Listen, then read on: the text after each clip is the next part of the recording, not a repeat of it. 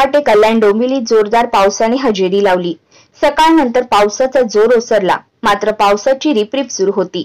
पावसामुळे कल्याण पश्चिमेकडील सिंडिकेट नेहरू नगर परिसरात एक मोठे झाड घरावर कोसळले। सुदैवाने या दुर्घटनेत कुणीही जखमी झाले नसले, तरी 2 ते 3 घरांचे नुकसान झाले आहे। कल्याण पश्चिमचे आमदार विश्वनाथ भोईर यांनी घटनास्थळी उपस्थित राहून पाहणी दौरा केला।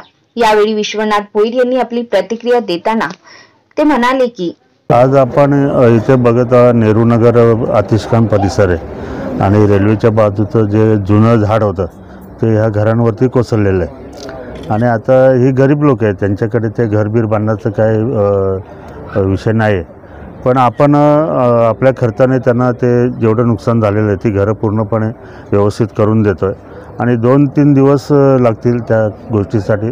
तोपर्यंत ह्या लोकांचं राहण्याचं जेवणाचं सर्व जबाबदारी आपले नगरसेवक गणेश जाधव आहेत, इथले कार्यकर्ते त्यांनी घेतलेले आणि फायर ब्रिगेडचं काम चालू आहे। ते आटोपल्या घरांच्या कामाला सुरुवात केली जाईल आणि त्यांना आपण नवीन चांगली घरं बनवून देऊ आपण।